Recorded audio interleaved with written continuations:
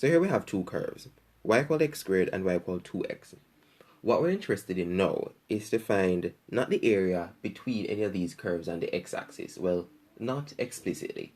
What we're interested in finding is the area right here. We want to find the area between these two curves. Now, I'm sure you already know by looking at this how to do this, but I'm just going to say it anyway, that all you need to do is to find the area underneath the top curve, which would be y equal 2x, and subtract the area underneath the bottom curve, the red curve, y equal x squared. So if we're at 0 and we're going up to, let's say, 2, then all that would require that we do is to say we're integrating 2x from 0 to 2 with respect to x, and subtracting from that the integral of x squared with respect to x from 0 to 2. And what is the result?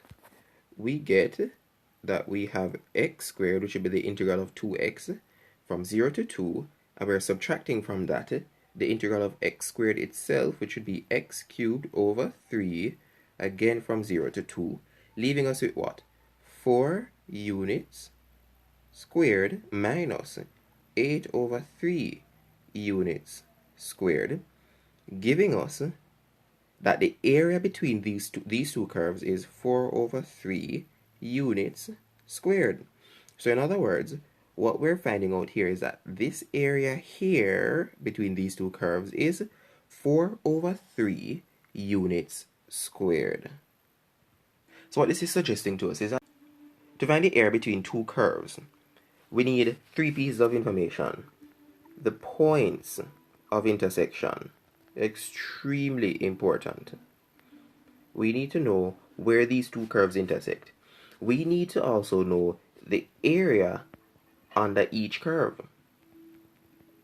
so that we can subtract them.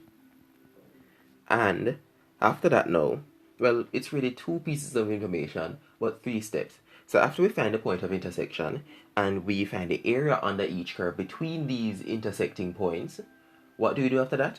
We subtract the area. So if we just take a peep back here, notice that it is your responsibility to find which curve is at the top and which curve is at the bottom.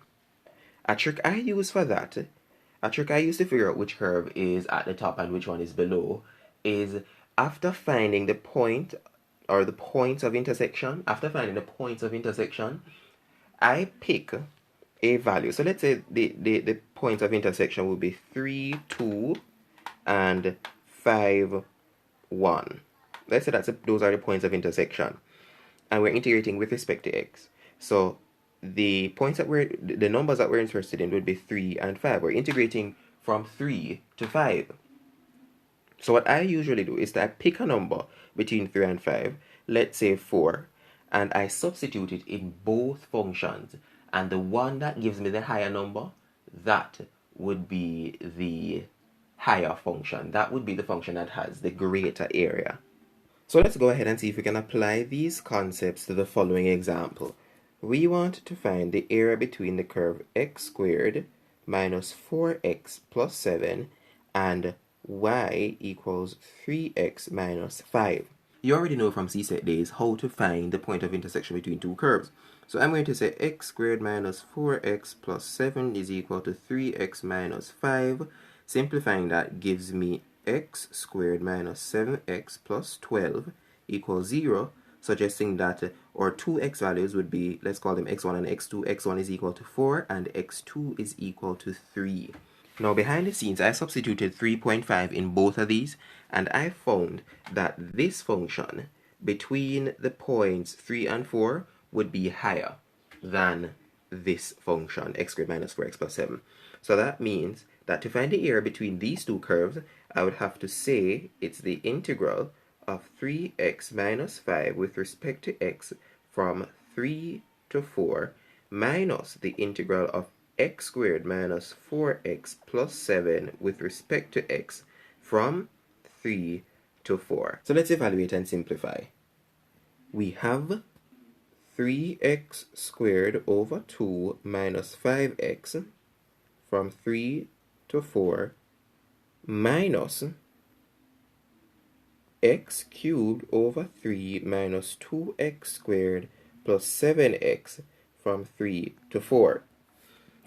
And what does that give us? That gives us, after evaluating, 5.5 minus 5 1/3, suggesting that the area between the two curves is 1 over 6 units squared.